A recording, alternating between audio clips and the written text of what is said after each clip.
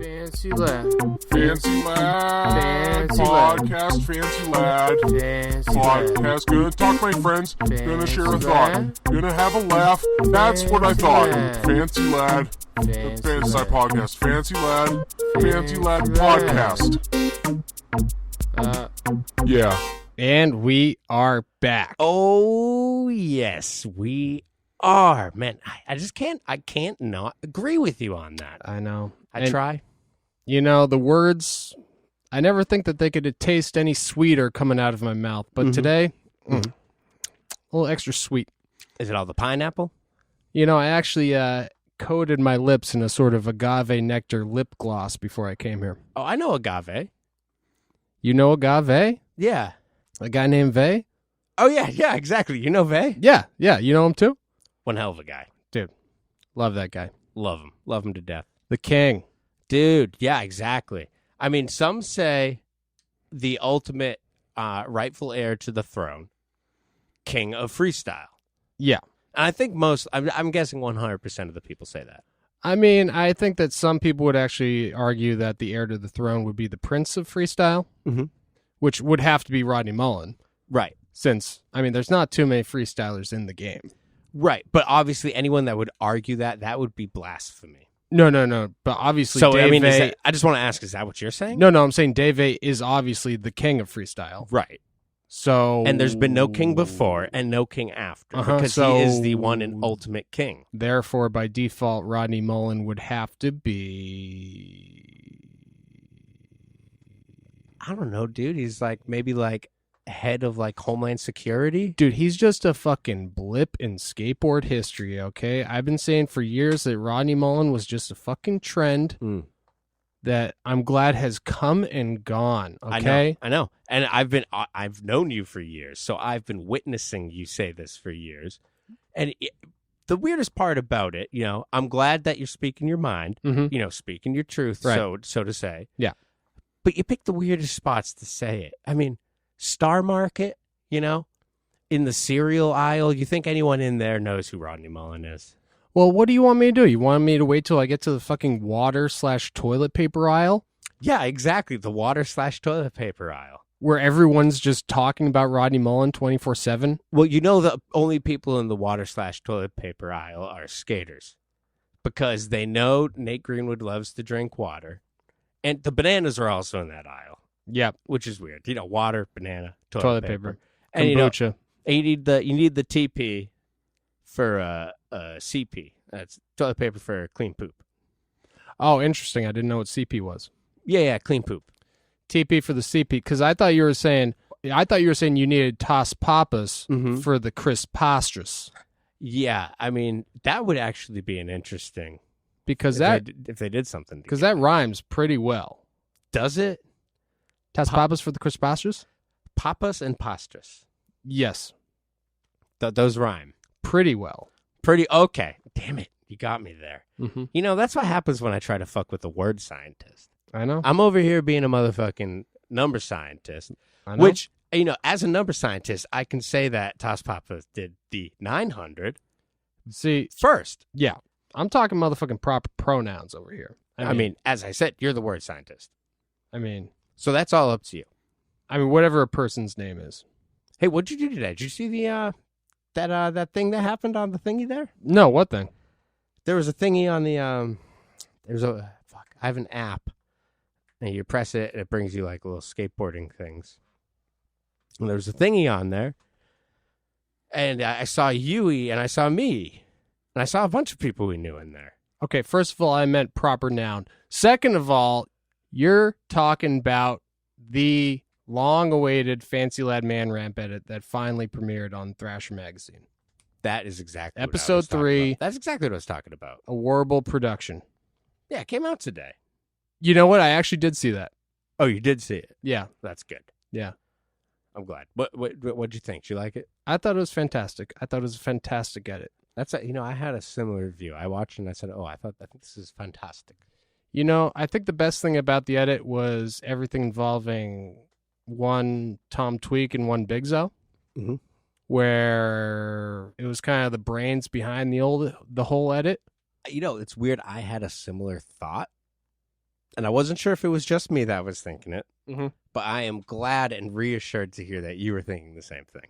Because everyone's going to be watching that. They're going to be thinking, oh my God, this is the most genius shit in the world. Mhm. I love Warble. I can't believe they thought and directed all of these skits and made Fancy Lad do them. Right, exactly. And, you know, that would have been nice if they came into town and said, hey, we have all these skits. We just need you guys to act. We just need your beautiful, beautiful acting abilities and your beautiful faces on the screen. Mm-hmm. You know, I've been dying to hear that my whole goddamn life. My whole goddamn life. But no.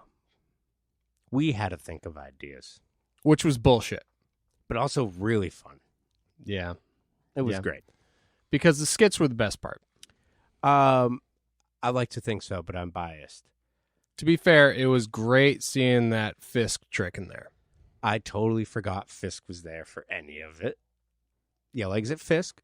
And that was so exciting to see his footage in there. And that was the trapdoor hippie jump that I'm referring to that Abe was not able to do himself. Man, that was fantastic. But if I remember correctly, I believe Abe thought of that trick and wanted to do it. Oh, it definitely looked like Abe cut that trapdoor. But it was way too large for him to jump over. Yeah.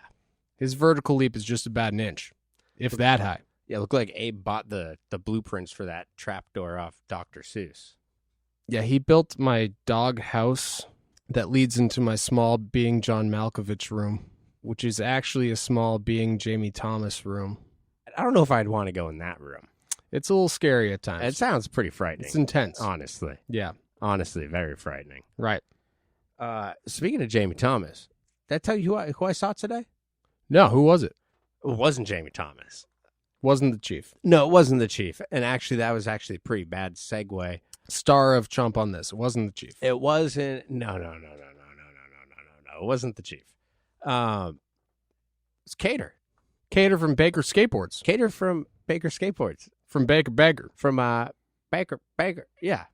Dude, tell me all about it. Well, You know how I love pro encounters, I mean, where us lowlifes get to rub elbows with the pros. right.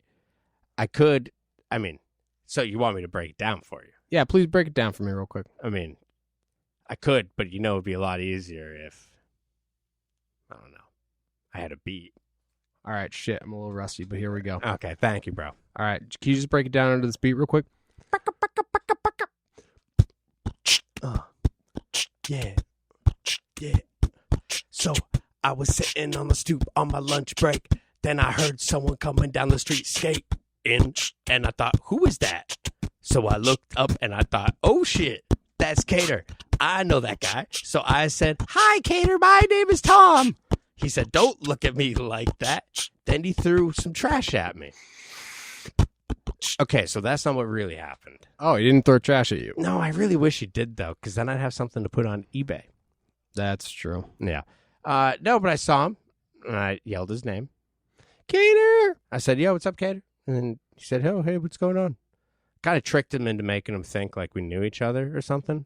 Nice, dude. You know? Best way to do it. Little mind trick. Yeah, whenever I see pros, I go, hey, you got that $5 that you owe me? Yeah. And they say, what? And then you put their arm behind their back. Mm-hmm.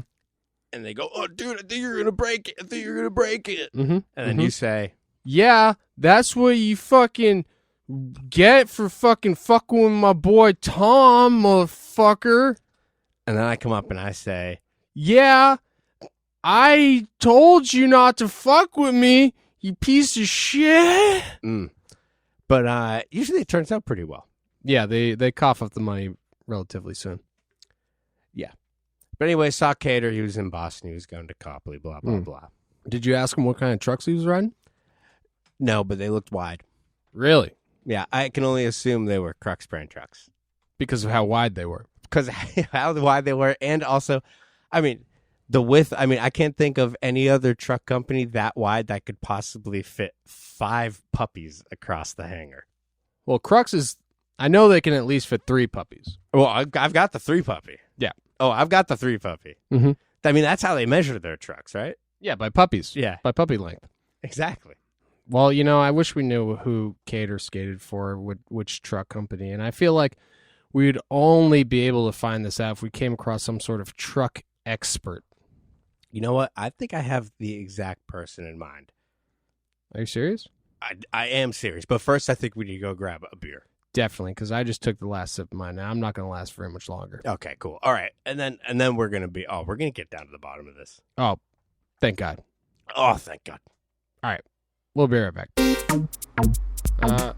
Yeah.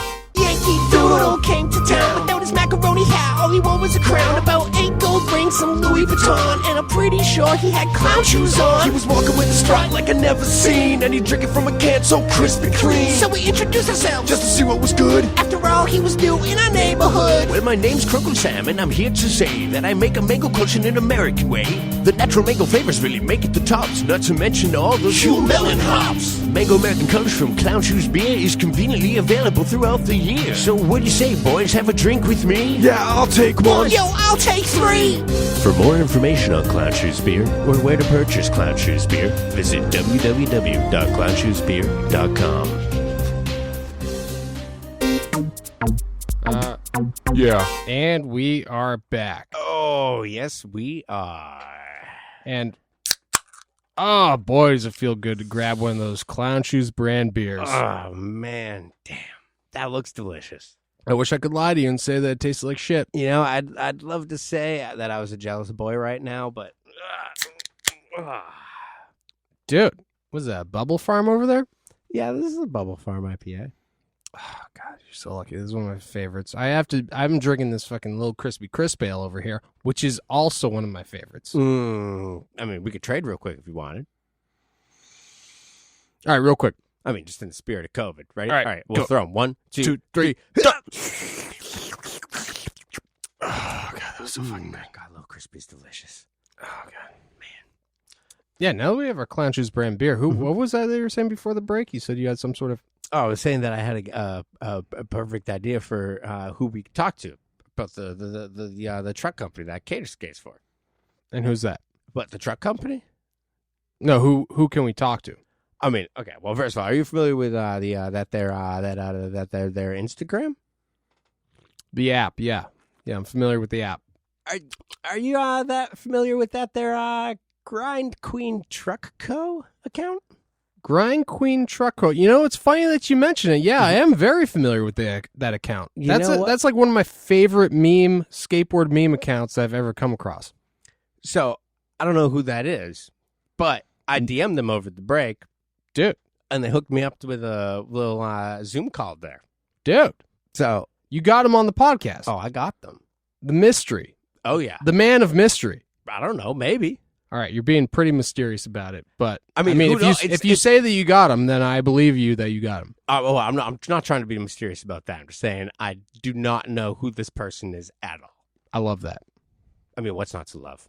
I don't know because I love it 100%. All right, you know what? I've had them on hold for a long time here, and I only have one Steve Miller Band song on there for the hold music. Okay. I don't want to keep them waiting too long. You don't want to keep the Grind Queen waiting. No. All right, here we go. And welcome to the Fancy Lad podcast. Is it Mr. Grind Queen, sir? Yeah, we can just call it the GQ for now. We'll just call it GQ for short. Oh, GQ. The GQ. Now, Yeah, is that a magazine? It's a magazine as well, but just keep it confusing for everyone. GQ. I like that. And I appreciate you wearing a mask, even during this Zoom call, just because I love it that you're keeping the mystery up. Mm-hmm. Yeah, well, I really like what you guys do. It's fucking creative. It's different. It's something I've always appreciated because it's just different than just the normal jock shit you see out in California all the time. And it's for the people that, I don't know, I grew up on watching Tilt Mode and shit. So, it's just something that just reminds me of people having fun. So I fuck with you guys. So, thanks for having me. Thank you, bro. Hell yeah. Thank you. I call it the unfranchised people. I back that. I think that's an accurate description. Yeah. And I heard you guys have a new video coming out, so there better be some fucking Smith grinds in that.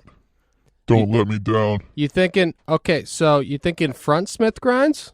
Because I've noticed, now before we get into your whole account, which is, why you're here and what has brought you to this sort of limelight of stardom. I just want to point out. You could call it that, I guess. I just want to point out that I remember the account back when it was, now correct me if I'm wrong, the Grind King. Yes, we were the Grind King truck Account. go for quite some time. About let's see, I started the Stupid S account last, let's see, it was raining a lot and I was fucking bored and I was just seeing a lot of dumb shit on Instagram and I was just, thinking of just fucking high, just thinking of, oh, what's a funny way to, remind people nostalgically of an old truck company, but at the same time, maybe just think people it's back as a joke and then just see what goes from there. Just like to fuck with people, just a little something on the internet that, almost a test, just see, hey, I was originally like, is Grind King even still a fucking truck company? Because I remember those goofy-ass graphics as a kid. I mean, my first trucks, they were Phantoms, so, you get what you get. Right, yeah. But, my friend had Grind Kings, and I was like, what the fuck are those? It's just with the low kingpin and everything. Anyways. The Allen key. Yeah, the Allen key. No one had a fucking Allen key. We were all fucking 12 years old. Unless you had a Grind King tool. Well, this is going to be... Yeah, the most expensive tool in the CCS catalog. Right. Like, who's buying that? This is going to be a pretty nostalgic podcast, I can tell already. But let me tell you, for the record, that Grind King were my brother Todd's favorite trucks growing up. And because not only did they have the non-slip axle, I don't know if they guaranteed it, but they advertised it as the non-slip axle, but they had the rounded out kingpin with the Allen key. And I'm assuming this is why they're so good for front Smith grinds. Of course. Oh, yeah. Absolutely. On ledges, of course. So, something slept on, and that kind of brings me back to another reason why I started it as another joke just amongst friends. Just being around a bunch of people who take skateboarding seriously. People hating on front Smiths on ledges, because let's be honest, it might not be the most aesthetically pleasing trick. But the way I see it is, don't hate on something until you can at least do it, and then decide if you can hate on it. But that's like me going and hating on fucking, inverts. You know what I mean? Yeah, sure, they can be boring to watch it over and over and over again, but I can't fucking do one. So, yeah, I'm not going to sit there and talk shit about it. I will say doing a front Smith, like a nice front Smith that actually grinds through like an actual ledge, is one of the nicest feelings. A nice dipped one that actually grinds. Yeah, that is great. They you can tell when someone does like a good front Smith on like, it's different doing it on something with angled iron or a box at a par. The notable Lucas Puig and fully flared to Primo slide. Yes, exactly. And then he does it again in his practice to be like, this is what I was actually trying. Yeah, and it's like, even though that was way sicker. That was way sicker. Should have been a Zender. Shouldn't have even played that was off fancy like loud shit right there. Dude, absolutely. that was some next level. That was other dimension shit.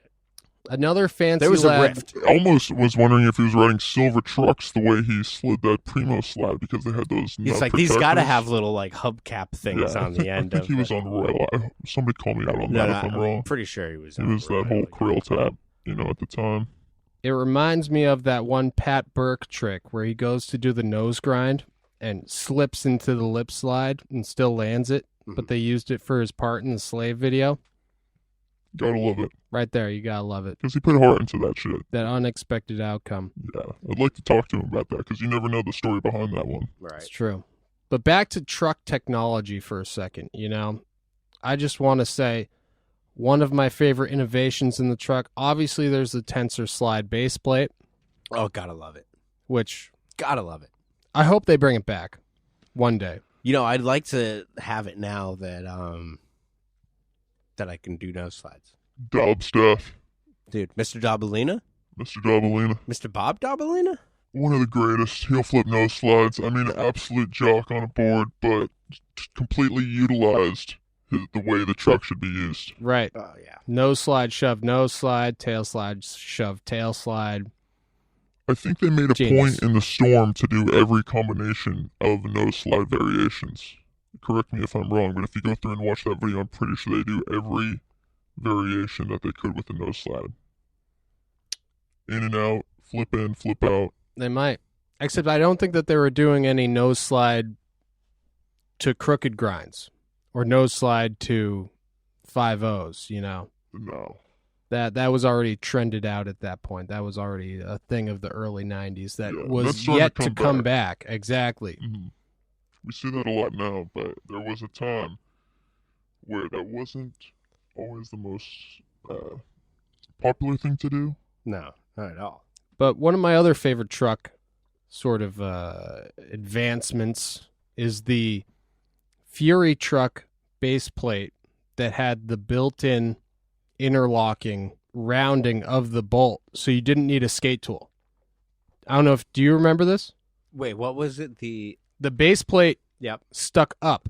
Oh, okay, yeah, exactly. So And you didn't so need a skate tool. You just needed a All you screwdriver. needed was a screwdriver, And that so was you could those press are the bolt in and then screw it in with your hand. That started with the Fury Super Sports. Super Sports. That was Interesting. the first ones to have those base plate. Yeah. Yeah. Yeah. Little Fury knowledge there. Fury had for a you. great team back in the day. Oh, my One God. of my favorites. Yeah, and it makes you wonder. That's like that thing where you're like, people are like, oh yeah, pros get different boards than like what they sell at shops, and it's like when you skate like Furies back then, you're like, yeah, the pros better be getting something different than this. I had some Fury Evos back in the day. They were Oh pretty yeah, the fire. Evas, man. I mean, so if That does. if we're going on this sort of skate nostalgia route, let's just go real quick. I love a good top five truck companies. Go. All right, this is a great question here. Let's see. I love Ruckus trucks. I love Jason Adams riding for Ruckus. You know, you would pin him as an indie guy all day, but nope, he fucking rode Ruckus trucks. Love Orion trucks. I have an ad of Eric Costin doing a switch front Smith on a handrail for Orion trucks. Dude, I think Penny used to ride Orion trucks they were a too. great company. Tensor, of course. I Oh, love yeah. fucking Tensor. Best truck. And still to this day, people want to talk shit on Tensor. I mean, it's a shame because they just don't know. You know, look at the team they have. Day one, Ryan Gallant, Zared, Rodney, and then Legends. some fucking dude on blind. That it's like, yeah, Luis whatever. Cruz. But per capita, like I think they have like 6 dudes on the team, and every one of them is fucking incredible at skating. Backstepping here quite a bit, but it was Grind King at first. I'm sorry, I'm fucking high right now, and I got off topic there. But it was Grind King at first. We had to switch over to Grind Queen. Right. Because it happened to be on Thanksgiving Day, where all of a sudden, you know, first off, again, started that company because I didn't think they existed anymore. There was no presence of them anywhere to be seen. Right. Coincidentally enough, after people start thinking it's a real company, you know, the guy, we won't even mention his name. We're not going to give him any free advertisement. But the man that runs Grind King LLC company, I believe it is, Mm-hmm. you know, he liked what I was doing at first. And got to a point where I guess he had enough with me calling out indie every now and then because no one could really tell the direction on the company because I usually just let my mind take over. And, you know, if I'm feeling nostalgic that day, we'll post something a little nostalgic. If I want to share some truck history with some people, then, you know, that's what we're going to talk about. And if I decide that, hey, there's a chance to make a funny joke about something going on in skating that no one's going to talk about because they're associated with the industry, you know, now is my chance to just make a stupid fucking joke, and if people look at it, great, and if not, I don't give a fuck because the account was funnier when there was only 500 followers anyways. Right. The fact that all these people look at it now and are just waiting to see if they're the one who's called out next, you know, that's just what makes me laugh, you know. Yeah. It's nothing more than a laugh for me. I'm not looking for any free shit. I'm not looking to, you know, get swayed. You know, if I feel like something is worth bringing up or something's not right, you know, then we're going to talk about it. So, of course, I can see the guy bringing back his actual truck company, some stupid meme page, using the name of his brand to catch relevancy because that's what it is. You know, I went to school for marketing. You know, I've always appreciated skateboarding and marketing and how, you know, a lot of people don't get it. You know, if you're not marketable, you're not going to fucking make it in skating. And I've always, you know, thought it was interesting to see how people look at things, and it can come from something like a meme nowadays, because that's what, people are just so fried, and, the attention spans are so short that they just want to see a meme, and that's basically where they get their current news, their current event updates, what's going on. No one checks the fucking internet anymore. No one wants to look for themselves. Well, first of all, let me just say that the reason why I like your account so much is because it's outside of the industry, which is the only way. It's like there's never, since World Industries and like Steve Rocco, different time in skateboarding. Different Best time times. completely. Best times. Big brother. But since then, it's like you can't do that sort of thing and exist as a company without being completely outside of the industry. Yeah, everyone's soft. Everyone's feelings get hurt. You can't really have an opinion anymore. And you can't really get mad at these pros for not being able to voice their opinion because, hey, they're getting fucking paid from skateboarding. How crazy is that? That people are making fucking, getting a paycheck off skateboarding alone is fucking, But you're a true form of a gesture, speaking the truth to the king. And how are you doing it? You're doing it through a meme format, which is the most current form of comedy. It's like Simon and Garfunkel said, the words of the prophets are written on the cell phone screens. They did say that. Yeah, they were ahead of their time. Yeah. It's weird that they said written on cell phone screens, and they said, we mean newspapers? Well, yeah, we'll go with newspapers. Right. Well, they just were, people were going to catch on with, so that they were from the future. I mean, I think the real lyric is that the words of the prophets are written on the subway walls. That's what they want you to think. Oh, shit. My point being exactly is that you're speaking the truth, and that's why I'm saying right now, respect. Shalom, brother. Oh, we got a shalom. We have a shalom brother And here I'm glad with you us. brought up Rocco, because that is one of my biggest inspirations. I love that he hurt feelings and he did what was going to make the company money. And so many skaters are going to hate on him, but it's like, you look at these skaters, respect them all first off. A lot of these skaters that, I'm about to generalize into this one, thought theory here. They didn't go to fucking high school. They didn't fucking, get educated on things other than just learning tricks and then just learning how to get free shit and going on trips and being treated like rock stars. And that's fucking incredible. That's like, the fucking sick life, but they don't learn anything beyond that. So, I love to see like Mike V talking about his feelings getting hurt by Rocco and just having how he had to dramatically leave World Industries because he didn't agree with his views. But it's like what he was doing was, provoking to the industry, and it was like making people feel a type of way that that's how it should be. It's like, fuck all this soft shit where everyone has to agree with how your company is. Like, bring it back to the old school where it's like fucking punk rock shit. You know what I mean? Like, Right. It's a shame that, everyone is looked in just everything can be seen on Instagram nowadays. I mean, that's for good and for bad, but Yeah, nowadays everyone gets an award and everyone wins. Yeah, and the instant gratification is something that people never want to give up now that they've had a taste of it, It's just like, why wait to have this out in a video when I could have it on Instagram in fucking 12 seconds and everyone can see it and people will like it and maybe it'll get reposted. And it's like, there's no incentive for people to like save up this shit. And everybody's just filling their ego these days with just as many likes as they can get and just wanting to be liked by everyone, that people are afraid to really fucking say some shit that needs to be said. right. But no one knows how to say it in a way that's funny enough to get people to look at it. You know what I mean? And that's what I always try to do.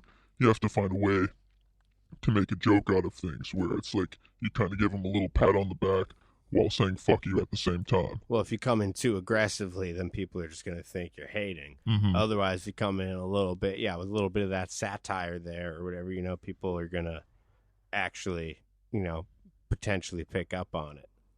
For sure. But just to sum up the whole Rocco and Mike V thing, best example of that is when he's talking about in that documentary about Animal Farm graphic, you know, Oh yeah. where he wanted that graphic to be a very pro animal graphic, and then Rocco decided to change it to have the like happy animals and the slaughterhouse in the background. He gave it, you know, that little shine of genius that Mike V just could never understand. Exactly. And you look at all of his graphics nowadays, and it's just corny as hell. I mean, respect for what he did. You know, at demos making sure every kid left happy. I do fucking love Mike V for making sure Chad Muska left free from that one demo. Free the Muska. Respect. You know, he's... Yeah, it was sick. Yeah, I love-hate relationship with Mike V, but, you know, we could sit here and talk all day about Mike V because he's just such an interesting character himself. You know, Same. he gives me so much fucking, you know, content. It's insane. I just, you know, it never gets old watching his clips. He blocked me like a year ago, and it's fucking crazy because, like, I feel like if we sat down and had a conversation, he would probably appreciate how much I knew about his life, being that he just loves having his ego filled. We could sit there and have a great conversation, but because people can't sit there and laugh at themselves sometimes and just see that it is just like a meme satire page, you know, it is what it is. He's changed so much where it's like he probably doesn't even know what he likes anymore. People take themselves way too seriously is the thing. Yeah. But I'll just say, in general, I like how your account, you know, you also sort of pay tribute to these sort of characters in skateboarding. The Mike V's, the Bams, the Terry Kennedys. You know, they're the people who are people that you would like to see in a reality TV show about skateboarding. Yeah, oh no, for sure. And I mean, the only, you know, and it's like the only person besides Bam that we've really seen in that scenario is Jason Dill, who we don't really want to talk about on the podcast right now because we're in a little bit of an argument. Because of his spicing in Suzuki dip. Well, no, it's just you know, it's contractional disagreements over season 4 of Netflix's Love. Right. That too, obviously, but also the overspicing that Suzuki was like fucking uncalled for With the dill. Dude, too much dill. That's what I'm saying. Yeah, that dildo. That dildo. Yeah, I like to look at skateboarding and those types of characters in a way like, you know, it's like wrestling. You know, there's so much more that it's just, I really love just looking at the characters in skateboarding because there's so much more personality. You know, any video up until the point of like, you know, I'm fucking 30 years old, so, you know, I started to lose interest in skate videos. I can probably remember, and now being one of the last videos I actually watched, and then, you know, after that, you know, you start to get a little old and you start to just kind of get over some of the new shit. And this was right when Brian Anderson was leaving Girl, so I was like, all right, it's time to take a step back. You know, just focus on some of the older shit that I appreciate. But yeah, skateboarders, you know, there should be like wrestling characters. You look at these new videos and they're just like jam-packed, 30-minute video, no personality. You know, respect to the old Transworld videos that gave you a taste of, you know, each skater in the video. That's something I really appreciated. You don't see that a lot anymore. Right. People don't even know who their favorite skater is. They just like the tricks they're doing. It's just a talent show these days. There's no personality behind it. There's no Ben Gillies anymore. There's no fucking hard workers in skating. Actually, I take that back. Fucking Gabriel Summers is fucking probably one of my favorite skaters right now. Just because of how much work he puts in. I'm glad you took that back because I was literally about to call you the fuck out. Sorry, I'm fried. Keep in mind that the grind queen is fried. Dude, you heard it here first. Yeah. Well, I think that there's definitely hard workers in skateboarding, but I think that it's the difference of showmanship. It's like Muska was a character in himself, you know, and, you know, he didn't have to crooked grind that rail carrying a boombox, you know. But he could. But he did it for the flavor. And you don't see, that's just something you don't see Nigel Houston doing these days, even though I do think he is working for those parts, which is why I have a respect for Nigel, even though he's the last person I would ever identify with myself in skateboarding. I like to think that he was abused in the best way possible as a child, because you think about a kid and his dad is just forcing him to skate pretty much every day. I mean, I don't know how else the fuck you're gonna get that good, but Right. I mean, shit, you think about other people who fucking parents, I mean, I like to think that we all grew up skating. I started skating at the very end of 99, and that's when parents didn't fucking care for skating at all. They're like, oh shit, my kid's getting into skating. This is an end all here. Right. Nowadays, you got parents who fucking put their kid on a skateboard before they can walk, just getting him rolling around, putting that fucking clip on Instagram, being like, kid's already skating. Like, dude, what the fuck? Your kid doesn't even know what the hell he wants to do. Right. Well, I mean, I was going to say that's why I think Instagram is a huge part of why we don't see as much personality footage in skate videos nowadays. Because, like, back in the day when Sorry came out, for instance, it's like, I mean, especially that, but like, or any of the Baker videos, it's like, not only do you get to see their skating, which you haven't seen any of since the last video or a tour video or whatever, but you get to see all the personality footage. Nowadays, it's like, not only are people posting just, clips of them doing insane shit all the time, they're also posting clips of them just partying, just hanging out, all the fucking stories and shit. So it's like, if you watch a video that comes out and someone has a 3-minute part, it's like, what's the point of having the personality footage now where you're getting that personality footage like all day, every day? As long as you follow them on Instagram, you get the personality. Right. And if that's what you want, and if you people want are the marketing personality, themselves now, which gets them in trouble because people can decide, be like, oh, this guy's a fucking kook. You know right. what I mean? Yeah, no, absolutely. Whereas before, we couldn't really tell if they were kooks or not. Because one magazine would come out a month, a video would come out once a year, and even if they were a kook, we were like, fuck, this video's so sick.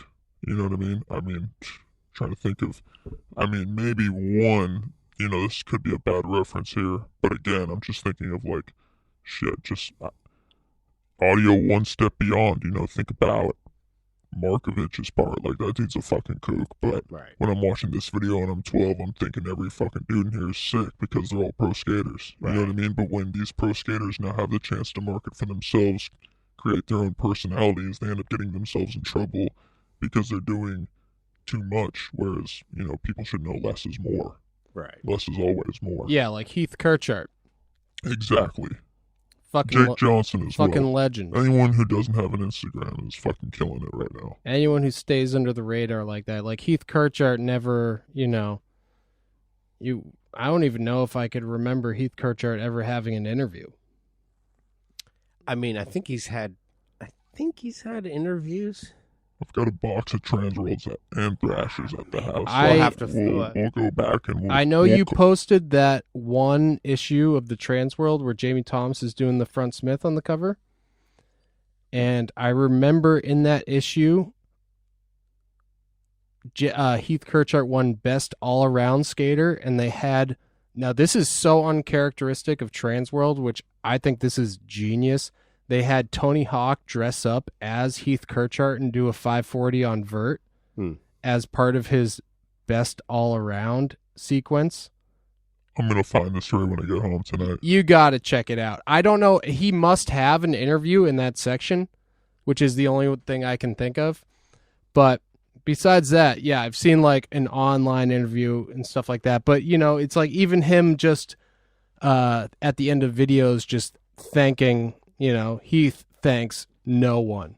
And that's always his Yeah, MO. the thanks sections were always super fucking corny. Like, I get it. Like, you're thankful. That's awesome. It's always good to thank your friends because you couldn't have done it without them.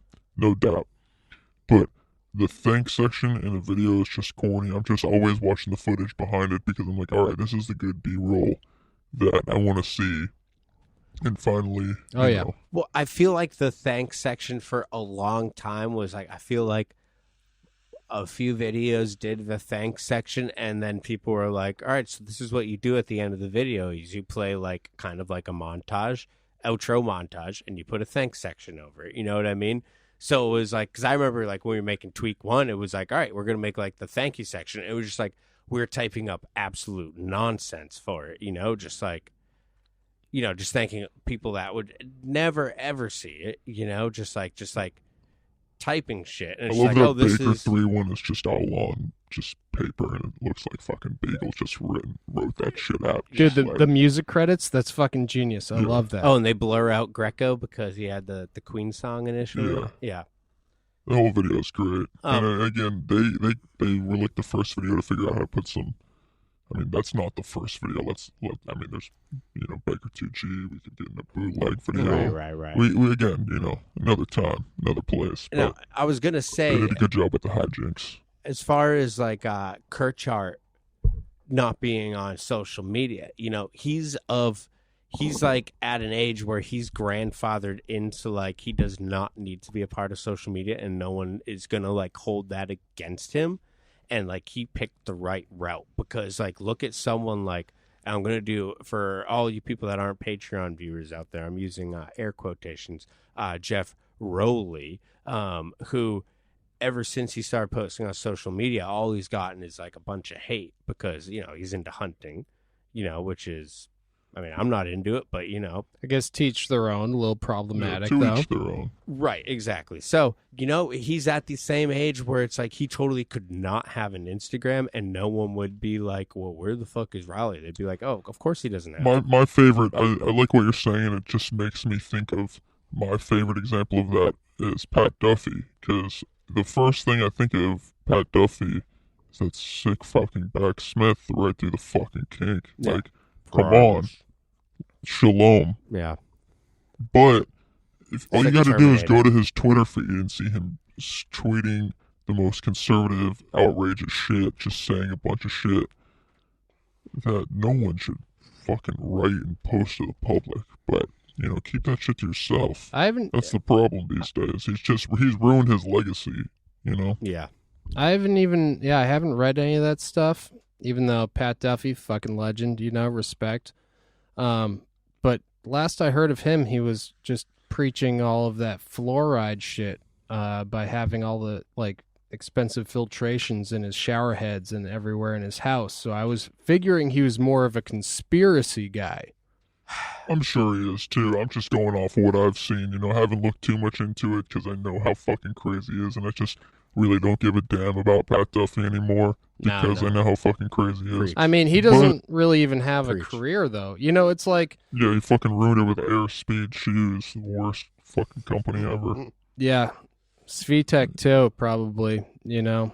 But Yeah, he bought in with Mike V on his little street plant company, Yeesh. But Bad back- you move. know. But I mean- never forget his fucking label kill part where he's just screaming "fuck" for like 30 seconds at the very beginning. I love that shit. I was Yeah. like, dude, this man is losing his goddamn mind. Respect. I know that shit. yeah, the passion. That's Yeah, what I the like passion. to see. I like to see that in skaters. Exactly. And you don't get that too much with no one has like a like that's a lost art. The freak out montage, the you know, the zero sort of, you know, Lindsey Robertson freak out montage, or even the slam section, you know, that's a lost thing in People are afraid skateboarding to see too. people get hurt. Mm. They don't want to see anyone get hurt. But They the don't post that anymore. But back to the marketing of oneself in skateboarding, which is an interesting thing, because you're not just marketing the tricks, you're marketing your entire personality. And if you ride for a company, you can either ruin the company by being a kook, or you end up becoming cooler than the company and then realizing you don't need the fucking company anymore. And then you become your own self, and you feel your own ego, and then you fucking blow it because you don't know how to run a company. So why aren't companies telling skaters when they fucking sign up with the company, like, hey, so also you gotta like fork over your social media? Because Who knows? they want them to have all the followers. They want them to be just a company in their own under their company umbrella. Right, but It's I'm like- saying like, but for them to enable censorship on what they actually post, because they could, as Her Majesty the Grind Queen is saying, they could either make or break that company. And if they make the company, then they could see their own self-worth and completely bail on it, right? Yeah, I mean, well, that happens a lot of the time. I mean, with like Dill and AVE, even with Right. Alien Workshop. Yeah. I mean, with Once Stern they left, fucking it was awesome. over. The new Alien Workshop is cooked. I mean, I feel bad for anyone on the team right now. I mean, no matter what they do, it doesn't matter how fucking cool Yajay might be looking in his fucking pants. It doesn't matter what he does. They're not gonna even be Minefield, you know what I mean? Like, they're not even gonna be Minefield Workshop. Like, yeesh. fuck Sammy Montano. I see you looking at my posts every once in a while. I don't give a shit. I love when the pros are like the first ones to view the stories because they're just so worried about like what's going on from the stupid meme page. Oh my god, that is funny. Yeah, I still think Minefield is a legendary video. I think one of the last great full-length videos to ever be released on DVD.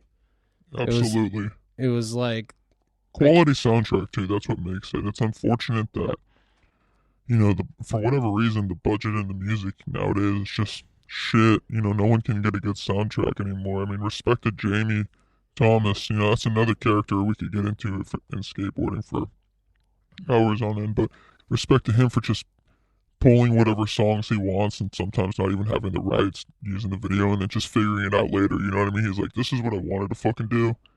I'm gonna fucking make it for the homies. We'll watch it this way, and then I'll figure out how to get it on Thrasher later. Like, I mean, whatever. He does what he does, you know? People hate him. Whatever. Oh, yeah. But, I mean, that was so different back. I mean, even compared, like, to 10 years ago, like, the amount of, like, people would just use any song they wanted for videos. And it was like no one saw those videos except for fucking skaters. You know? Skating was underground. It flew under the radar. Yeah, exactly. They So could it get was away like, with using whatever they wanted, like you were saying. yeah. So that's like such a new thing that people need the rights to stuff, especially since like Because even it all goes on the internet and they get hundreds of thousands of views on Thrasher. So it's like, even YouTube tagging stuff that is copywritten by other things is new within the last decade. And YouTube popped up in like 2003, 2006, right after Bag of Suck. Yeah, Bag of Suck was the last video before YouTube So officially took over and people started posting straight to YouTube. So like that is like a relatively new thing. So this is why like I'm going to give out an idea, and if any, you know what, I'm just going to give this idea out because if anyone can make this happen, I'd fucking love it. But I've been thinking of this for years, and I don't think it's possible. The Netflix of skate videos, not possible because anything before YouTube has so much copyrighted music in it that they will never be able to get the rights to all of it, and that's why like. All right, I'm sorry, this is too deep for some people, but The Wonder Years, the TV show, took years to go onto Netflix because they couldn't get the rights to all of the songs they used in it, so they re-recorded all of the songs with cover bands and replaced all the music. So now if you watch it, it's not any original tracks like it was when it was on TV. It's all covers. And that took them like 2.5 years to do. And like, so if someone made a fucking Netflix of skate videos, you'd be watching like covers, and beyond that, they'd have to remove the skate audio too, presumably. So it just wouldn't work. I don't think these millennials even have that much of an interest. No, they really don't even give a shit about what's going on beyond No, they definitely don't. Instagram, and half of them don't even click the link in bio. They don't even follow the fucking link. They just look at the trick that's posted and just fucking watch that because they have no fucking attention span, you know? Right. I mean, you could take any Instagram skater you want, and, you know, they're just obsessed with themselves, posting the same fucking tricks every day. They don't want to, you know, they don't want to take 3 days to fucking try something that's going to be really hard. They just want the instant gratification, like you had mentioned earlier. And you know, that's the difficult thing is so many times are with people, and they're like, "Can you film this?" I'm like, "Yeah, you want to film it with the VX?" And they're like, "Oh, you just film it on the phone." It's like, but it'd be cool if we filmed it with the VX. It's a good trick, you know. It's like, oh, I want to post it to Instagram. It's like, why? Yeah, Why? because they just might. That looking for a 3-hour repost. period where you get likes, is it just that time where people like it? Yeah, it's like people post themselves skating every day. It's like I always laugh at the people who feel like they literally have to post themselves skating every day. It's like, hey, we get it. You're a good skater. Everyone's a good skater. You know what I mean? But There's no shortage of good skating. and you know, at the end of the day, it's your fucking Instagram. Do whatever the hell you want. But it's always funny to me when I see people really trying to get sponsored. It's like, dude, just fucking have a good time. Take some mushrooms. Have a good time with your friends. Yeah. Go outside. Yeah, potentially pick a different avenue. You Yeah, know? don't film yourself. Just go out and leave your phone at home one day. Just once. Yeah, just once. Become a fucking And just have a legend. memory with your friends and not fucking put every goddamn post your story every 5 seconds. You know, we don't need to see the constant updates. You know, no one cares. No one cares, you know, how long it took you to do a trick at a skate park. You know, that's, I have to, sometimes I think about, you know, that we're going way off topic here, but, you know, I have to give some respect to Ted here, Feedback Ted, just because I really have, you know, always appreciated what he does, and maybe that was a little bit of an inspiration starting my account in a very different way, almost, I don't even know the word I'm looking for to describe it, but Parallel? perhaps, you know, but just a way of like him calling out people, you know, for taking skateboarding too seriously, and it's like, hey, you're just skating a fucking skate park at the end of the day. I mean, that's genius on his part to only take skate park clips submissions to review, because he already knows that they're fair game. Exactly. And to see, you know, I just love when people hate on something like fucking Smith Grind, for example, because I'll be honest when I say it's not my fucking favorite trick to do, but I give so much respect to anyone who can do a fucking buttery Smith through the crustiest ledge, because, like, dude, you're fucking putting your shins on the line, like, come on, front Smith, like high risk, low return trick at the end of the day.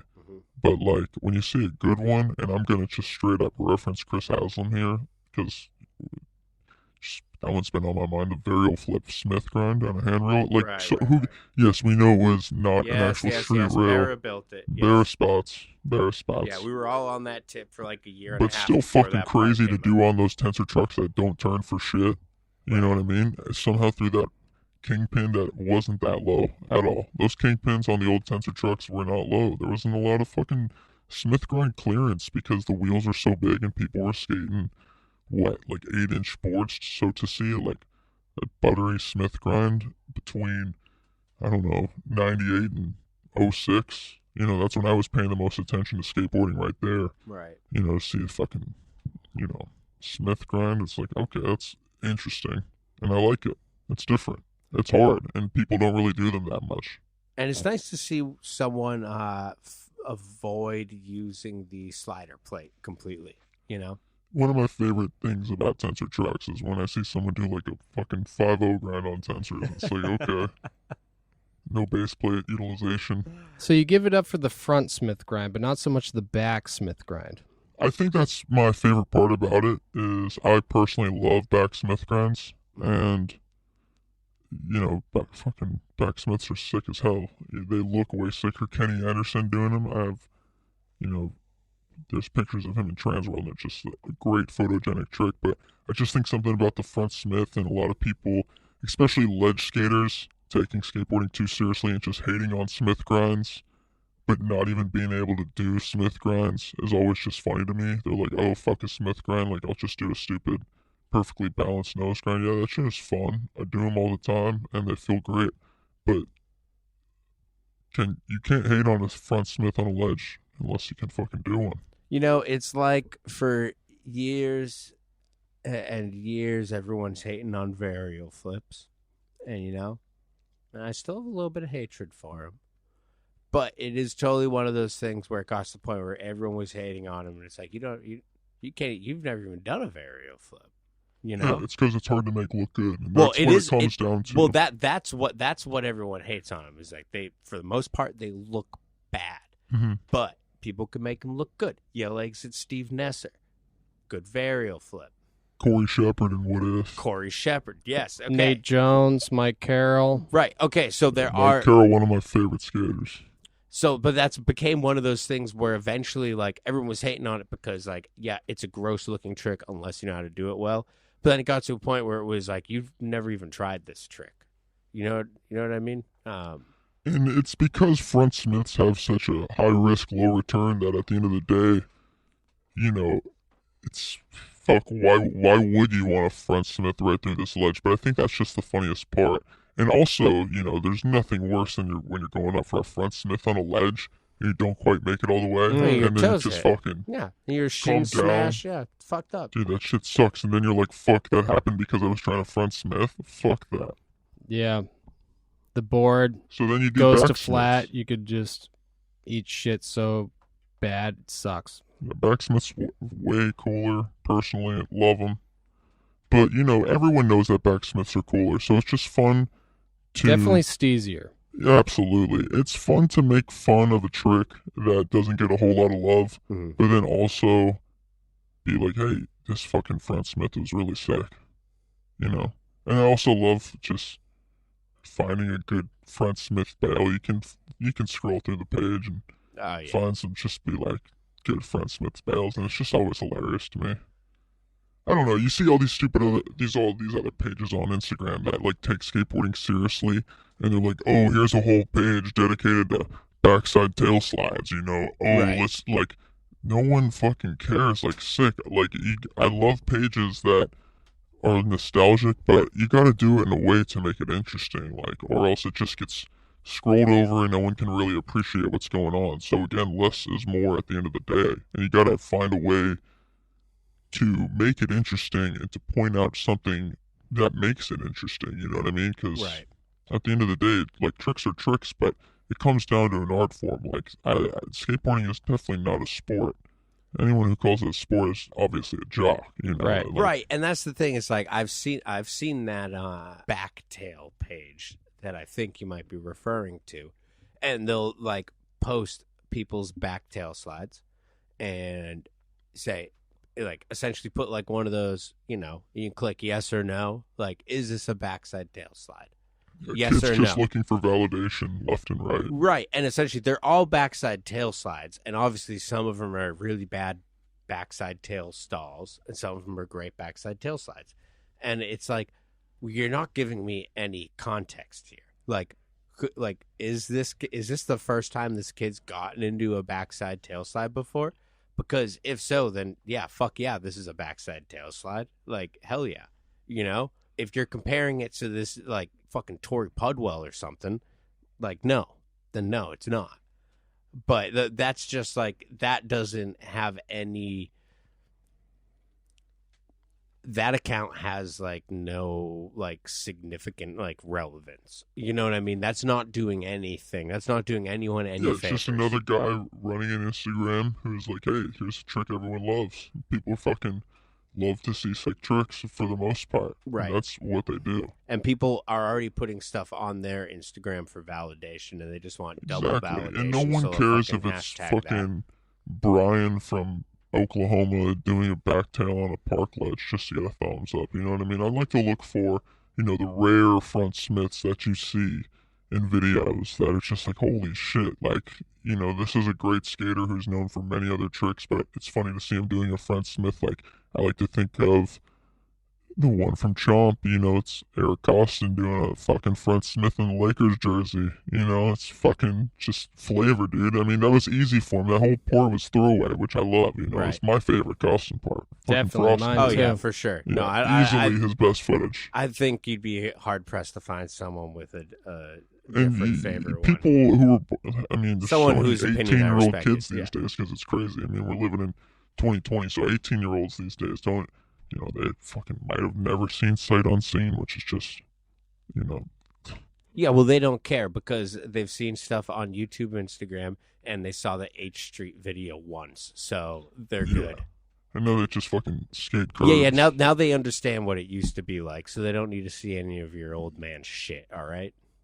I can't imagine what it's like to just grow up watching just YouTube all the time and just watching your own footage, just thinking that there's nothing else out there and just not wanting to look back and, there's just so much. I mean, kids don't get the magazines like we did back in the day either. They don't get the, I just remember reading like top five, the top fives in trans world. And if I saw my favorite skaters, like one of his top five bands, the first thing I'm doing is going on LimeWire and downloading 30 of their songs and listening to them all and being like, yeah, this is sick music, because, that kind of, we were talking about today's music and skate videos versus old music, is when I think of the most memorable parts, it always has something to do with the song being memorable as well. Absolutely.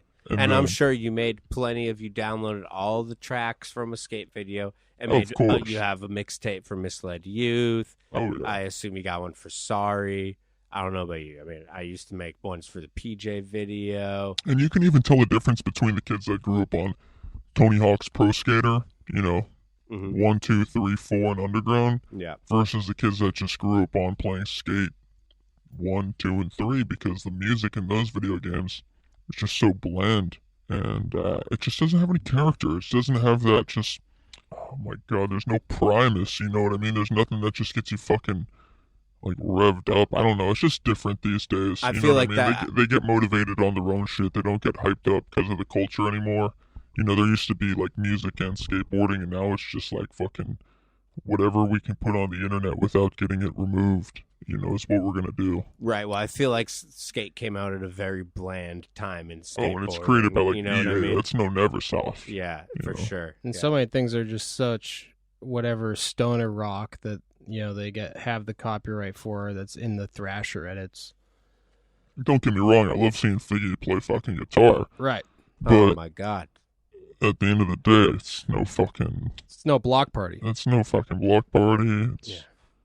I mean, you can think about fucking Modus video. I mean, just Mark song. I mean, But- jeez. Yeah. I mean, your account really celebrates the blunders and absurdity of the skate industry and the products too, like the iPath cats. Love iPath. You Oh know, my Best God. brand. Cats maybe the most comfortable shoes ever. never had a pair, but well, I had the iPath boots. Okay, I iPath remember Cats those. I remember boots. you had the boots. Mm-hmm. Dude, the cats, oh my god, Bigzo, you blew it. But it was, it's a one-of-a-kind shoe that will never be replicated. Most versatile shoe. The most mom-friendly church shoe out. The only shoe you can, Dude, the funerals I low-key. wore that shoe to. And you don't even get a stash pocket in a shoe nowadays. no.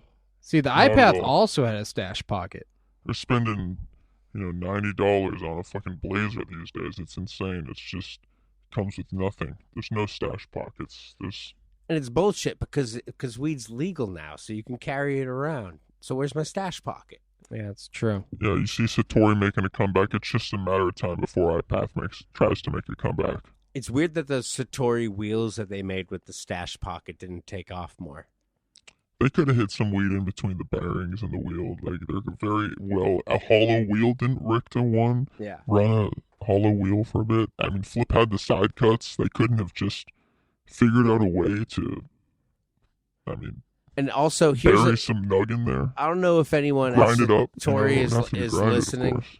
I don't know if anyone at Satori is listening, but I don't know why they haven't made any larger filmer wheels and called them cushions, but obviously spelled Kush. So anyone there at Satori, you're welcome to take that. I'll take 65%.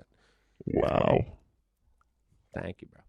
So I noticed that you have a strong dislike for independent trucks. Oh, yeah. Where did that all start? Let's see.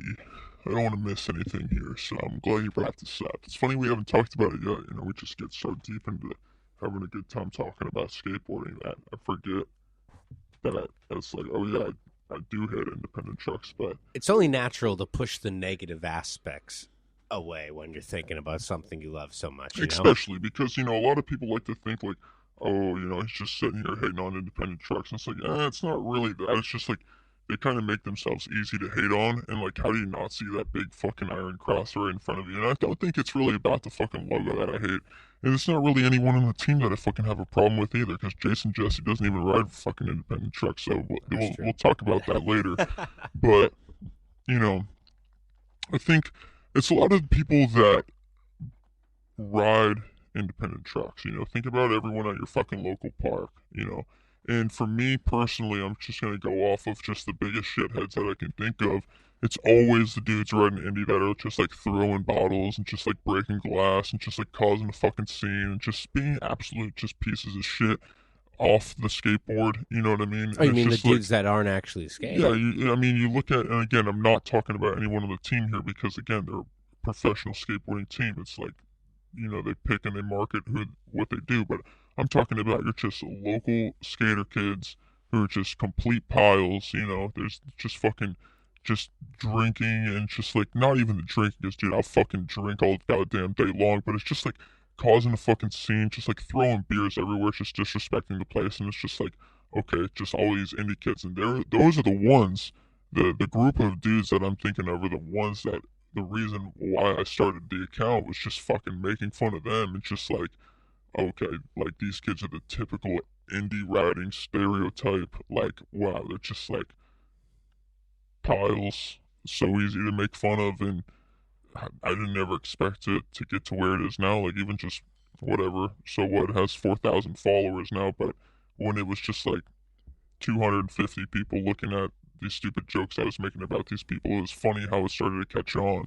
Right. And it was just like, okay, it's not just my local indie kids that I'm making fun of. It's clearly like going on in other places. You know what I mean? And then you see people like, Robert Brink starting to follow the account, and then like Caswell Berry following the account. I'm just like, okay, this is kind of funny. Like, I guess these jokes, people fucking, It it's resonates. worth a laugh. You know Yeah. what I mean? If it makes me laugh, that's the way I see it. Like, I'll sit there and think of jokes. I'm like, oh, is this actually funny, or am I just like laughing at it right now? And then, I'll take a minute and be like, that's not really that funny. Like, it doesn't really make any point. You know what I mean? Like, if it's not making a point, then it's not really worth it to me. You know what I mean? It has to have something to it to where it like will resonate with people.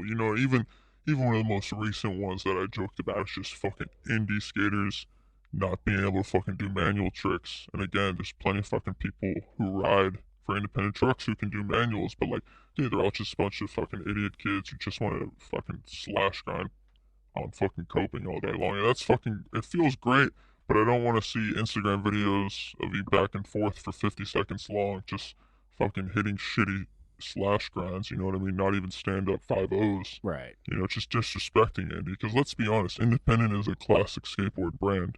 But, and again, I was getting way off topic there thinking about just these idiots who ride and choose to buy independent trucks. No, but I think you make a good point because, and I just want to clarify, it's like, but beyond the indie team, it's not everyone that rides indie is a fucking dumbass. However, when you look around the park and see the people that are there with a board that aren't actually skating and they're just fucking shit up for no reason, yeah, and like they causing a always scene, fucking have independent trucks. and that's that's kind of where the because joke started from too. We were like, Right. wow, how do they all have independent trucks? Well, you know why? Well, independent is one of the, I mean, as far as I can tell, one of the biggest skate companies being sold to people that do not skate whatsoever. Like, besides, like, obviously you see everyone knows you see a bunch of people wearing Thrasher shit.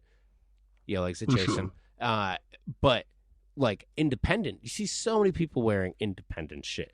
And they have no idea that it has anything to do with it's skateboarding. just a huge cross. They just say, "Oh no, it's just a big iron cross," and it says And it's independent. And fucking it makes me biker dudes in yeah, Southern exactly. California. It's Right. military guys who, I mean, and again, I'm an older guy here, so I'm referencing back, but it's like, I just remember dudes walking into a fucking PacSun, and what does PacSun carry? Fucking generic ass brands that carry Hurley, DC, and Independent, and all these fucking dudes just walking out with the shirt that says Independent in the front, just huge iron cross on the back. Like, even when I was fucking kid just getting into skating, I was like, alright, this is like very militant. Like, I don't want a fucking militant brand. So I was always drawn to Crux trucks because fucking Colt Spice, baby. Like, the old ads, those were the best. Like, they made skateboarding funny. Yeah. They were like, why is this so serious? Independent didn't- was they always didn't- so damn serious. They didn't make about their skateboarding ads. funny. Crux didn't make skateboarding No. funny because skateboarding is fucking stupid. It is funny. Yeah. They were more realistic about it. Like, hey, this is when it comes down to it, we're all in a fucking toy right now. Yeah. You're not And on it's a funny how they're both NHS products. Like, don't even get me started on that. Like, it's, I mean, I love Crooks. I think they're great. I wish they would bring back the old base plate formula because they just do look a little bit aluminy. I feel like I now. saw something. And I know that that's they not the right might word, be. alumin. Like, they're just very, like, fake looking. It's just not, I don't know, it just doesn't look like it's built to last. There's nothing wrong with the hanger. I mean, we all know those bushings are replaced by, no one rides Crux bushings. Those things are fucking little pebbles. I mean, honestly, the base, and the base plates do look like it's just like Ron Whaley finished his tuna I love salad Ron. sandwich. He's the man, Ron, dude. Yellegs of Ron Whaley. He is the man. Ron is the goat. Which is like crumbled up tinfoil. Like he compressed it in his big Crux hands. trucks, they changed the formula. It used to be a different metal, and I'm sure it's something to do with the manufacturers and the fucking, laws and what they use on metal. It's probably out of their control, but it's interesting to see, like, look at how clean, like, a Venture or a Thunder base plate looks, like, imagine if Crux just had a nice base plate, like, I mean, I love Ace trucks too, they're great. I like, they turn on a dime, but even that metal's like a little soft, if you want to find something negative to say about Ace trucks, is the metal is kind of soft, if you're trying to do like a crooked grind. And I mean, no one on Ace trucks is really pinching crooks on ledges, so think about that. But if you were, like, it's kind of a softer metal, so you really got to dig in there, and it's just something to think about. I mean, Ace definitely seems like a slappy curb truck. Yeah, but maybe like a bowl chomper truck too. Dude, but they got a few goats on the team. I mean, fucking can't even think of his name right now. It's a damn shame. Fucking, it's because I'm a fried old guy here. But, Oski. Fucking Oski, dude. He rides Ace trucks. I'm pretty sure Max Palmer also rides Ace. And Deeds. I mean, have you seen what Deeds has been doing? That's one Instagram account worth looking at. If you're only going to follow, 2 people on Instagram, it's going to easily be Deeds and Fancy Lad Podcast. But well, I was going to say, I'm already following 2 people. Who else are you going to follow? Cult of Tom, maybe. Don't even follow Grind Queen. Just go ahead and, screenshot my memes like Alex White and just fucking post them on your own shit. I don't care at the end of the day. Yell eggs at Alex White. Yeah, it's just whatever. I don't do it to get popular or follows off, memes. I just do it because I think it's funny, and at the end of the day, if I, it's funny because growing up, I grew up on, a few videos, one of them being PJ Ladd's Wonderful Horrible Life. Great video. And I've since been a huge fan of Ryan Gallant. And he's followed the page since then, maybe had like 1,200 followers. And to me, that alone is like, alright, if I can make Ryan Gallant laugh and Gazville Berry gets a laugh out of this, then literally fuck everyone else. I don't give a shit. But it's just funny. I can be like, oh, they understand my nostalgia, my little niche here that I like in skateboarding, like these little things that are just, it's nostalgic, but at the same time very fascinating. Like, I like to think about, Village Psychic. I draw some inspiration from him in a sense of nostalgia. He points out very funny little weird things in the history of skateboarding, and he does a really good job. And it is, again, skateboarding comes back down to an art to me, and how it's portrayed and how you look at it. And it's not, I could care less about, what trick is done where. Right. But I just like to see the personality and, everything down to the outfit and the spot picked, the spot that was chosen for the spot, the trick at the spot. Everything is just so, you gotta take a minute to really appreciate that shit. No one does anymore. They're just like, okay, on to the next post. When can I reload my Instagram to see some new posts? And respect to Ryan Gallant for getting kicked off DC for writing "fuck mall shops" on that kid's board. Yeah, Ryan Gallant. I know you follow the page, but if you listen to this, shalom, dude, because fuck mall shops. Fucking Thank legend. you for keeping it real, dude. Fuck DC shoes. Fuck Danny Way. Ooh, we won't go there, but I mean, dude, again, we went pretty deep there last episode. yeah, I listened to your guys' show. I'm not one of those guys that just comes on the show and has no idea the Fancy Lad podcast. Oh, well, we appreciate that. Yeah, I listen to all skateboard podcasts, and There's only one, the Fancy Lab podcast. So. And, you know, some of the other podcasts, it's interesting, you know, they'll have a certain guest on the show and, you know, they'll act a certain way because they idolize him too much, you know, and then they end up not having a quality interview. And I'm specifically, you know, it doesn't even fucking matter, but, you know, those bunt dudes, they'll have some like Daryl Stan on the show and it's just like fucking a weak ass interview because they spend too much time fucking kissing his ass and not really figuring out what's going on. And, you know, I'm sure I'll get shit for this, but again, I don't fucking care. I want more people to fucking, you know, have a problem with what I'm saying because at this point in time, I'm not looking for any fucking handouts. And at the end of the day, you know, who gives a shit because no one knew who I was before the stupid meme page. So if they want to hate me, so fucking be it. Yeah, and so if any of you, what I'm saying. If any of you disagree with what Her Majesty the Grind Queen here is saying right now, feel free to DM Grind Queen Truck Co. on Instagram, because you know what? We're all about opening up discussion here. This isn't a no, you're wrong, I'm right thing. Yeah. If you have a valid argument, this is all about discussion, and we are totally open to it. Yeah, and people grow and minds change, and I'm always open for discussion because I love talking about skateboarding because at the end of the day, it's funny how people get so worked up over skateboarding, you know? But I can see where people's, you know, maybe their careers are on the line because they are, at the end of the day, like a pro skateboarder. Like you take someone for Jason Jesse, for example, who probably should have never had a goddamn Instagram in the first place. Or should have done a better job of like covering up his history. Like people do things, but you can always change and be a better person. And I just think like he's just done, you know, such a poor job of, you know, maybe hiding some of the hateful things that he truly believes in. You know, at the end of the day, trying to grow. Like if that's how he feels, that's how he feels. But just don't share it with people. You know what I mean? Like if you want to be a hateful asshole, then just keep it to yourself. Like unfortunately, if that's how you feel, like, you know, maybe try taking some more acid or, you know, some mushrooms and just, I mean, really just step outside of it and have a new perspective. I mean, it's unfortunate to think that some people can be that hateful, and I think it's funny that people think that I'm hateful, but really the only things I have a problem with is, you know, other assholes in skateboarding. So it's like I'm not afraid to call someone out and make a joke out of it because fuck that guy anyways. Just calling people out on their shit. Yeah. You're a man of strong morals, and which I can tell. And it seems like you're promoting people to think for themselves. And also what you're intolerant of is intolerance. So I applaud you. Thank you. In your efforts.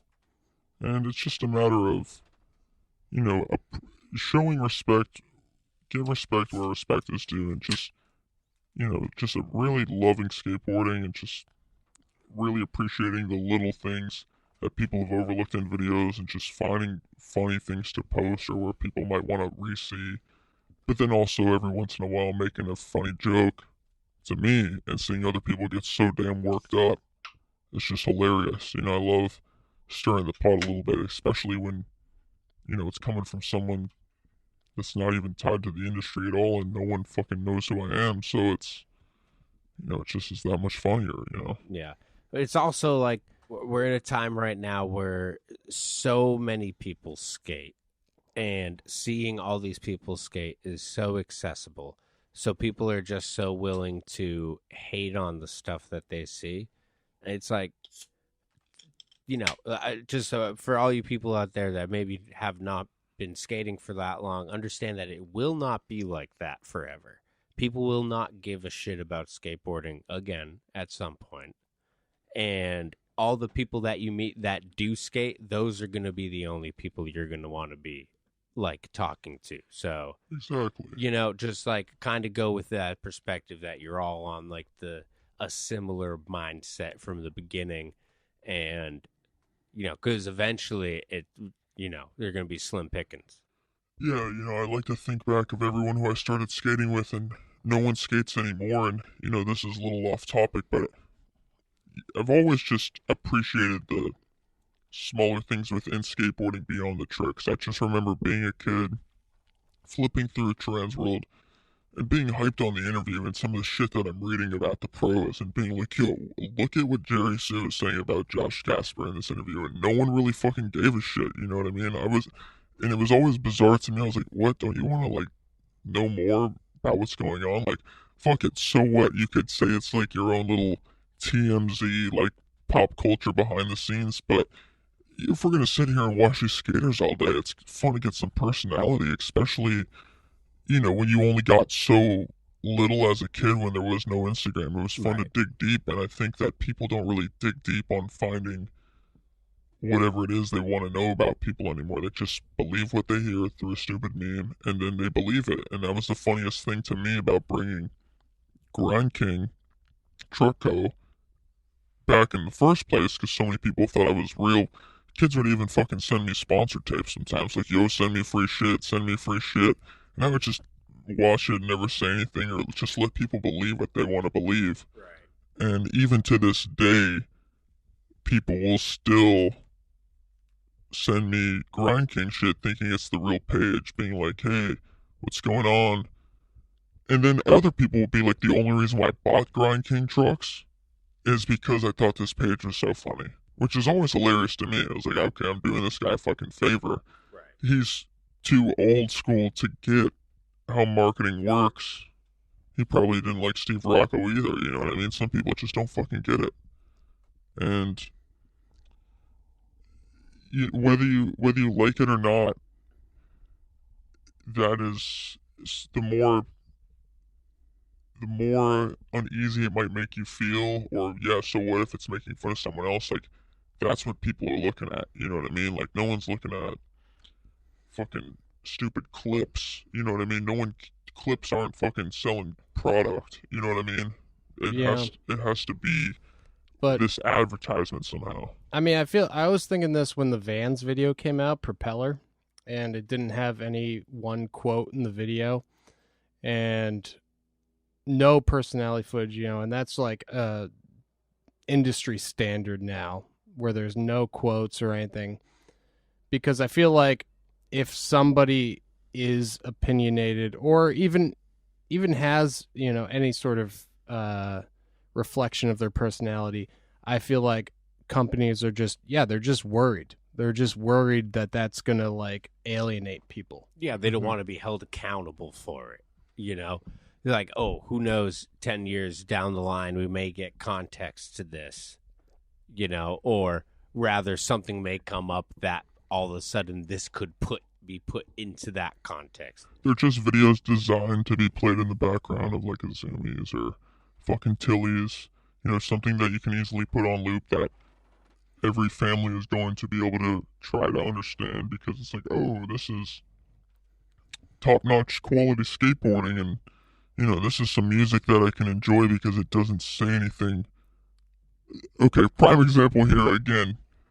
Growing up, having Girlie I Write running that in my fucking living room, Mike Carroll's part comes on, my mom would fucking come over and, like, be like, what the fuck are you listening to? And I'd be like, I don't fucking know, I'm just watching Mike Carroll skate. I'm not thinking about the music in the background. But the older I get, I'm like, oh yeah, they can't really, you know, they can't play that at some mall shop. You know, that's... Right. Cash rules everything around me. I mean, I remember also, too, like... No, it was Scarface. Absolutely. Yeah, Born Killer. Yeah. No, I was just saying in general, Oh, cash well, rules everything around me as a sort of ethos. I forgot that you say that at the beginning of every sentence. What I was going to say was, I mean, also, no, I know that feeling because, I mean, it's kind of weird because it's like with bigger company. I mean, I consider, like, Baker a bigger company, obviously. For sure. They've been around, what, since 2001 or 2 now? Yeah, and I remember growing up and, like, even like Baker 2G, let's say, being like, I know, like, certain parts of the video to, like, shut off if my parents come into the room. 100%. Yeah. Yeah, or just where to mute it. Yeah. That feeling. That, you know, I cough. think a lot of skaters from our generation could relate to that vibe, because what's another good example? Let's see, fucking Label Kills is Svitek part. I always had to shut that one off first. There was a lot of fucking, you know, I think that was a Sex Pistols song. Yeah, that was... Well, with the fuck this and yeah, fuck that was, that. You know, my parents were really too crazy about that one. With Baker 2G, I was thinking of, at the end there, in the Beagle section was fuck a bitch. Oh, yeah. Fuck a bitch. Yeah, that, man, I love how skate videos were like not liked by parents back in the day. I liked that graphics were offensive, but it was with good artists doing the graphics, which made the difference because it was what people were looking at. Because the artists doing the graphics, like, Sean Cliver, Incredible Human, Mark McKee, two guys that just come to my mind immediately that are like, okay, no one would be looking at this if it wasn't good art in the first place, and then they're doing some shit that is like, parents aren't really feeling this, but it's like what you're hyped on as a fucking teenager, because you don't want to be hyped on the shit your parents are hyped on, so it's like fucking different. Now you just have a ton of logo boards nowadays, or like shit that just says like fucking stupid Plan B logo on it, or like fucking, oh man, we could go on, like Sovereign, what the fuck is that shit? Like, we just have so many, like, there's nothing making me want to buy this board anymore. I mean, I would definitely buy a board that said fucking stupid Plan B logo. Yeah, I would definitely buy that. That sounds like, oh man. I mean, that kind of sounds like Dill. If you're listening, we know you are, you piece of shit. Yeah. Yell eggs at Jason Dill. If you're listening, Fucking legend. Yeah, make a fucking stupid Plan B logo board for your fucking company. I remember when fucking Zero made that board right after 9/11 with fucking, what was his name? It's not Saddam Hussein. I'm just fucking frat asshole right now talking. Osama bin Laden. That's it, yeah. Exactly, whatever. I'm just frat right now. I obviously know who that is. Osama bin Laden.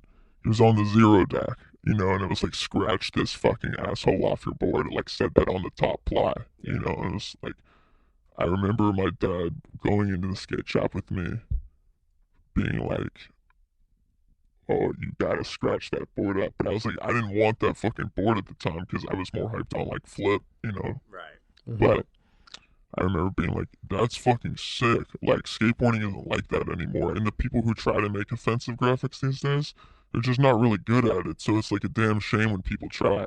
Just like it's a damn shame how this stupid iDabble VM tries to be like 411, dude. And it's a shame. I mean, love Mark Appleyard. I'm just branching off here again, just branching off, but like, they can try all day to try to create some content, but they're just drawing a bunch of Instagram shit, and it's never gonna hit the same because it's shit we've already seen. It's just a bunch of recycled Instagram footage no one gives a shit about. Like, film it on VX, make it more exciting.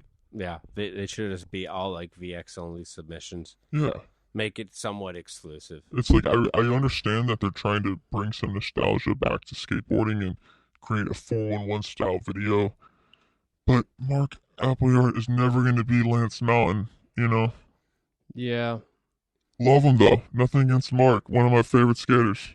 But it's also just, changing of the time. I mean, your account, it works because of the anonymity of it all.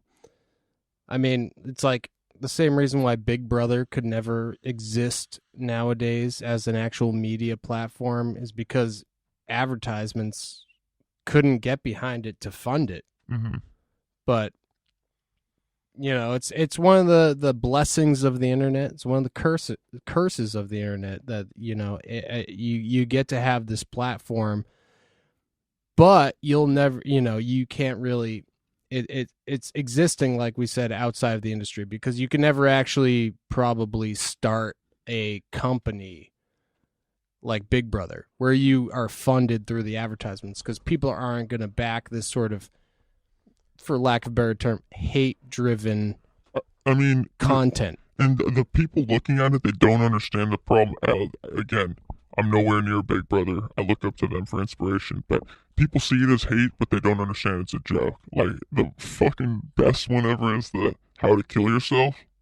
Imagine if they imagine me putting an Instagram post up saying how to kill yourself. Yeah. I would have the cops to my fucking door in fucking 30 minutes being, you can't do that anymore. The fact that they were able to get that in a print magazine, fucking shalom. Well, it's like music and incredible. It's like music and skate videos. It flew under the radar. It did, and it was so great because it was just something that, for those who got to experience it, there's never going to be anything like that again, because it's just too much information and too much.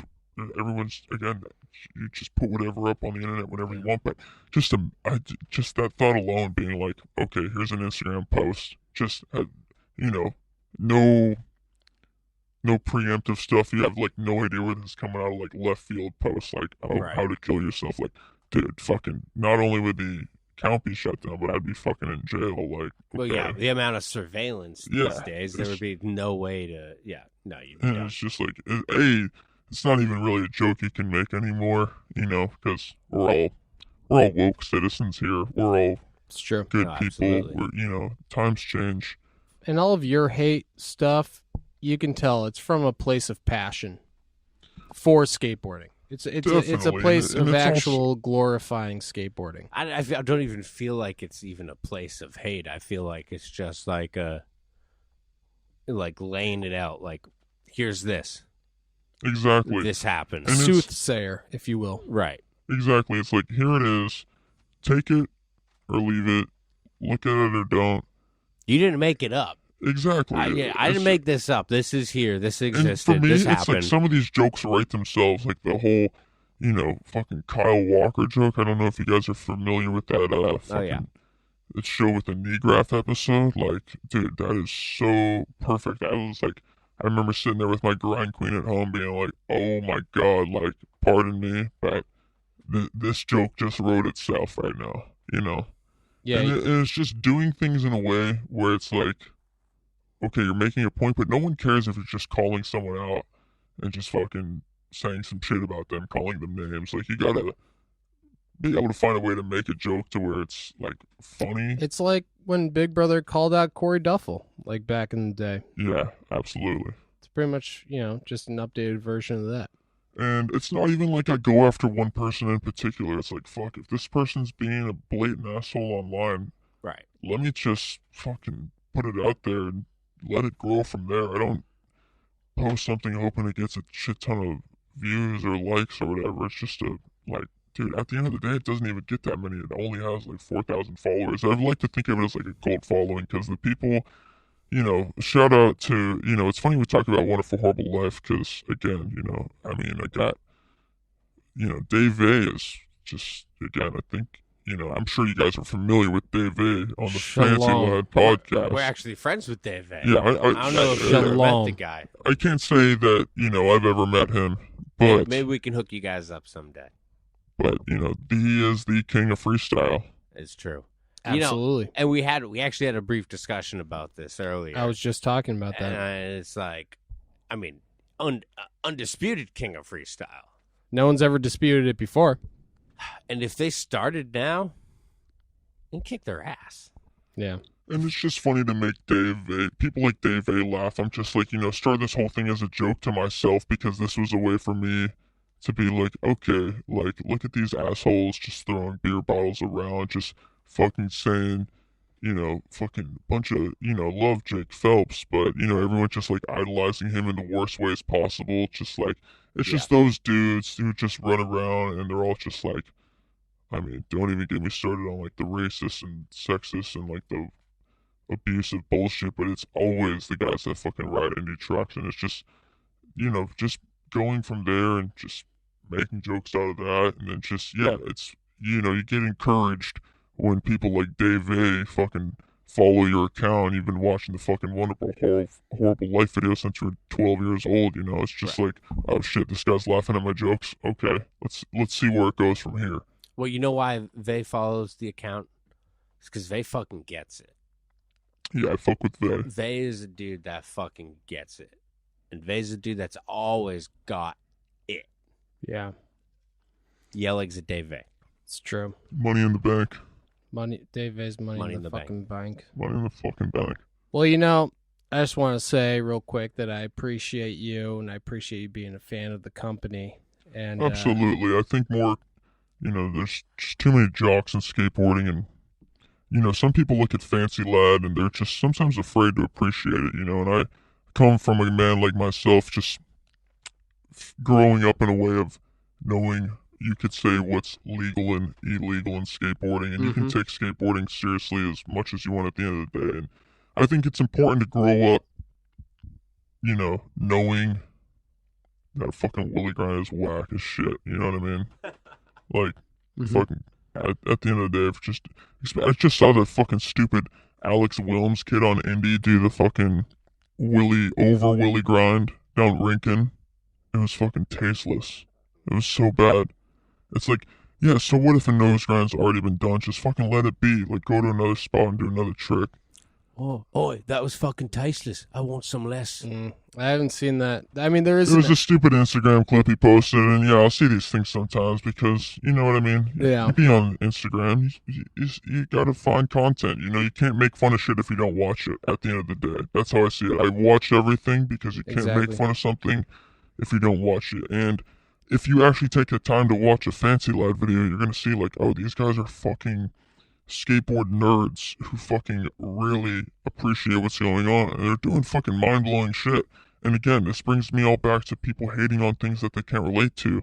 Yeah. And I myself, for the longest time, hated on pressure flips because I can't fucking do them. Hated and misunderstood. And it's not because I hated on them, because I fucking wish I could do them. You know, if you were to ask me now what my least favorite trick is, it's obviously a crooked backflip on a rail, dude. That shit's just Interesting. tasteless competition, point earning combo. It's like do a crook or a backflip. JT you know? Alts, Bastian Salabanzi, I'm sorry if you're listening right now.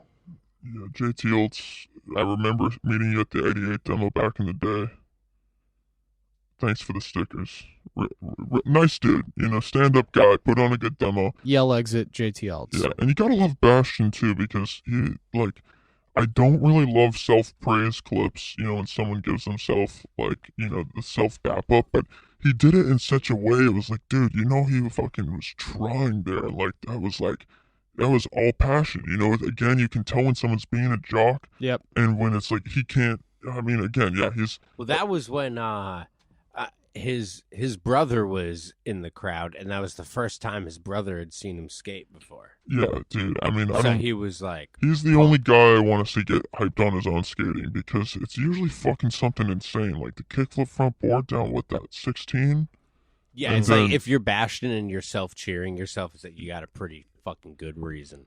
You just did some fucking Yeah, good-looking shit. he's a goat, man. It's unfortunate that Flip was pressuring him too much to, like, keep pushing it, because I would love to see, you know, it's interesting because, again, it goes back to skateboarding being, like, kind of jockey and shit, and people taking skateboarding so seriously and having to push it to the next limit that, you know, Bastion was pushed to the point where they were like, hey, you gotta go bigger, I think they wanted him to kickflip front board down El Toro.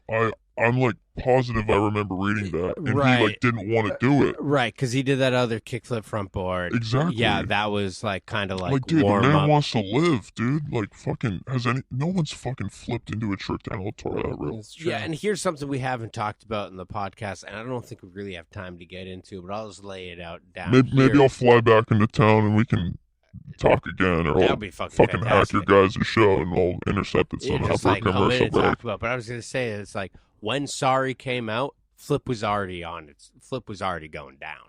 hmm After, Like- I mean, dude, I knew it was going downhill after they fucking didn't even give PJ a song. You know what I mean? Silence is golden at the end of the day. but- Also, P.S. Everyone take this footage and edit it to whatever song yeah, you want like, and dude, send that it was in. like, dude, PJ is such a wizard. And, I mean, it's just a shame that he was so good that he's just one of those skaters that the camera just doesn't get to capture it. Like all that really sorry footage, that was so easy for him. Like, the switch flip at the end, remarkable. Yeah. But all those little ledge lines, you know, where I mean, he's skating everything in his else- little excels. All that footage was like 3 sessions. Yeah, it was so easy for him. And, And that's incredible. Like, the normal person couldn't do that shit. But it's like, oh, man. It's just like, oh. You can tell it doesn't have the same passion drive as the PJ One for Horrible Life video. Yeah, it was just like, and everything about Flip was great, but unfortunately, good things can't last forever, you know? No. And, just like good things not being able to last forever, unfortunately, this podcast can't last forever. Exactly. And you know what? I just wanted to say, I just wanted to thank you again for being Hey, on the thanks podcast. for having me on. You know, it's just a, guy that just loves trucks and skateboarding. You love trucks. I appreciate what you guys do for skateboarding, because we could dive deep into how people don't really appreciate Fancy Lad because they don't know. Just know that I really fuck with you guys, and shalom to you, and I'm excited for the new video. Dude, hell yeah, Grind Queen. And shalom to you, Grind Queen. I'm looking forward to the Smiths, and I will take back everything I said if I don't see at least one juicy front Smith in that video. Well, I need one. You'll be happy to know the new video is entirely frontside Smith grinds. Mm-hmm. All right, that's good, because front Smiths are interpreted, you know? We are going to have you back sometime where you have to talk about creeper trucks, Yeah, there's a lot of shit we need to get into. Monster, Destructo. We didn't even scratch the surface. Yeah, maybe next time I won't microdose before the episode. You know, we'll see what happens next time. But shalom to you guys. Maybe macrodose next time. Yeah, I would macrodose. appreciate the macro dose, but I just want to say that I appreciate you and I appreciate your pursuit. You have a righteous pursuit, and I hope that you stick to it, and I hope that you only gain more and more followers and you become a juggernaut of the industry and become what you hated most. That's best case scenario in my mind. Shalom, and you know, maybe once we reach that point, you know, maybe one day I'll fucking show the world that fucking Lance Mountain drawing. But until then, you know, I just don't have the heart to do it to my man like that. Oh, little mystery. Well, on that note, we'll leave it as a little to be continued. Ooh, a little to be continued. Exactly. I like that. Speaking of to be continued, you want to go grab a beer? Yeah, let's go grab a Clown Shoes brand beer and make sure that the people at home not only follow at Grind King Truck Co., but also, I don't know, maybe Fancy Lad Podcast. And, you know, this goes without saying, but Fancy Lad Skate Co. Oh, you know what? And while you mentioned that, I was thinking if any of them had any questions or comments or anything they wanted us to talk about, they could DM us at Fancy Lad Podcast or email us at fancyladpodcast@gmail.com. Exactly. On top of that, if they wanted more content, they could go to www.patreon.com/fancyladpodcast.